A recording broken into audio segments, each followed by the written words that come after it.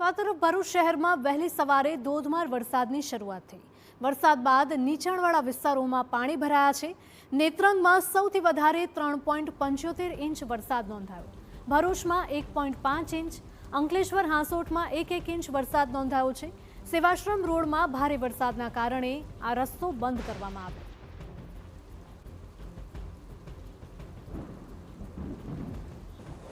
ભારે વરસાદે થોડો વિરામ લીધો, પરંતુ હજુ જળબંબાકારની સ્થિતિ યથાવત છે। ભરૂચ શહેરનો પ્રવેશદ્વાર સમાન કસક વિસ્તારમાં આવે છે અને તે વિસ્તારનો આ માર્ગ અમે આપને બતાવી રહ્યા છે। આ વિસ્તારમાં આપ જોઈ શકો છો કે જે પ્રકારે પરિસ્થિતિ સર્જાઈ છે તેમાં આખા વિસ્તારમાંથી ધસમસતો પાણીનો પ્રવાહ નજરે પડી રહ્યો છે। વાહનોનું પસાર થવું મુશ્કેલ બની રહ્યું છે। જ્યારે આ આખા માર્ગ ઉપર વહેલી સવારથી લગભગ 1 ફૂટથી 1.5 ફૂટ જેટલા પાણી ભરાયા છે અને આ પાણીના કારણે વાહન ચાલકોનું પસાર થવું મુશ્કેલ બનેલું છે। આ એક ભરૂચ શહેરનો પ્રવેશદ્વાર જેવો વિસ્તાર છે। વાહનો પણ ખોટકાયા છે અને જેના કારણે આ પરિસ્થિતિ સ્પષ્ટ દેખાઈ રહી છે।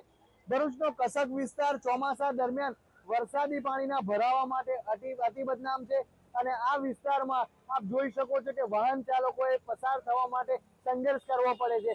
આ વિસ્તારમાં કસક સર્કલ નજીકનો કેટલોક વિસ્તાર ભારે વરસાદ દરમિયાન બંધ કરવાની સ્થિતિ પણ આવી હતી, પરંતુ વરસાદના વિરામ બાદ હવે પરિસ્થિતિ ધીરે ધીરે વરસાદી જે પાણીનો ભરાવો હતો, વધુ વરસાદ જે આવી રહ્યો હતો તે વરસાદ ના કારણે જે પાણીનો ભરાવો ઓછો થયો, પરંતુ પરિસ્થિતિ હજુ પણ એવી છે।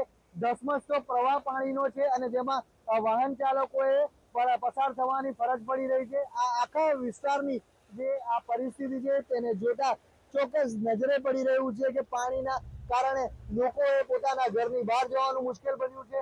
તેઓએ પોતાના દુકાનો બંધ કરી રાખવી પડી છે। અગાઉથી જ તંત્રએ ભારે વરસાદની એલર્ટ આપી હતી અને જેના કારણે આ કસક વિસ્તારમાં હાલમાં ધસમસતો પાણીનો પ્રવાહ નજરે પડી રહ્યો છે। અંકિત મોદી, TV9, ભરૂચ।